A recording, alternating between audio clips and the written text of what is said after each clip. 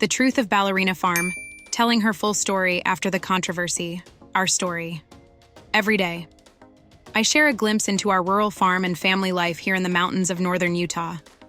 I wear many hats: mom, wife, cook, business owner, content creator, lover of God, and all things butter. For longtime followers and those just joining the journey, I wanted to take the opportunity to tell you our story in my own words.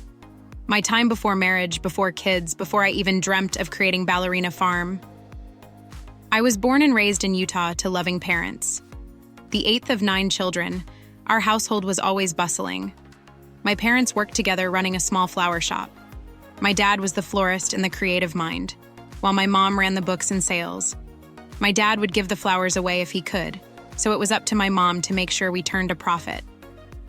Cash was tight, entrepreneurial spirit was thick, and we worked hard to make ends meet. Looking back now, I realize I was raised in a small business training incubator.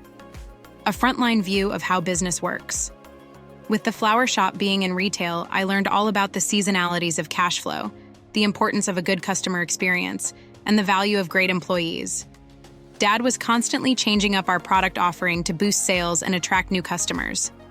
Our busiest days were Saturdays and holidays. That was life as usual growing up in a flower shop. Today, all 9 of us kids have our own businesses. I grew up thinking that's what happens when you become an adult. You start a family and start a business. At different parts of my life, I've had different dreams: dance, marriage, motherhood, dreaming of building a business. Dance was my first love. I wanted to be the best.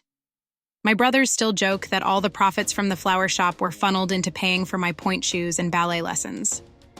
This is probably true. I was admitted to the Juilliard School at age 17 and moved to New York City. It was a joyous, yet stressful moment for my parents. They struggled with the moral and financial implications of sending their daughter to live so far from home in a giant metropolis. They prayed God would watch over me, and He did. I went from dancing in the back of the flower shop to rubbing shoulders with some of the best dancers in the world. I was in heaven some days, and some days struggling to adapt to this new life.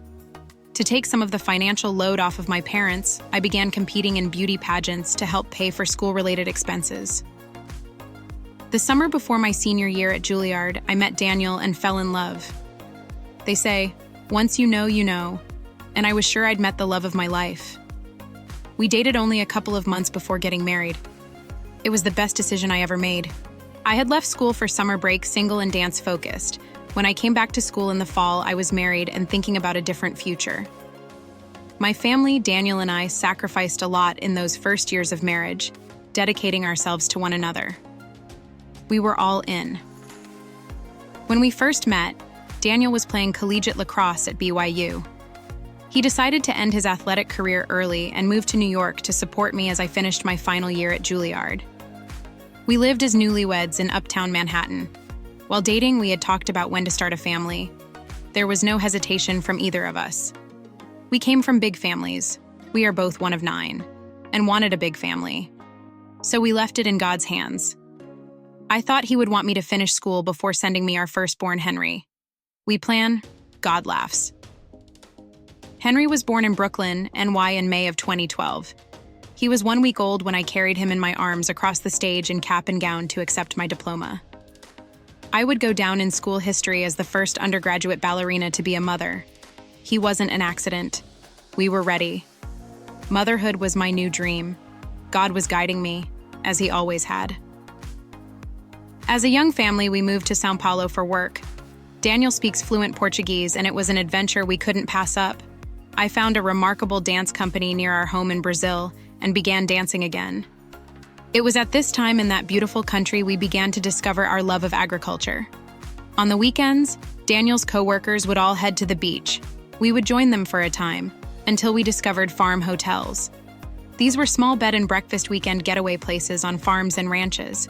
A place where you could eat farm-fresh cheeses and meats, learn about animals, watch chores being done, etc. We were hooked. It wasn't long before we started smuggling home farm animals in the trunk of our little car back to our home in the suburbs of São Paulo. Before long, we had accumulated a small farm's worth of critters, and we worried the HOA would come knocking. We had been in Brazil for 4 years. We were ready to head home to the States, We learned wonderful things in those years. I even learned to speak Portuguese and to this day love cooking Brazilian food. We moved back to Utah and began hunting for a small farm to buy. A few months later, we found it and shortly thereafter bought our first pigs, and I started the Instagram account. What should we call it?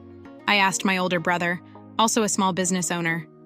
Ballerina Farm, of course, he said casually. I don't know any ballerinas that are farming, kind of unique, he said. So that's what we did.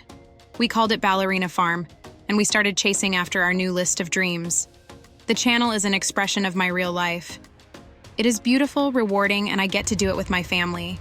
We have many dreams still to accomplish, and I can't wait to see what the future holds. Love, Hannah.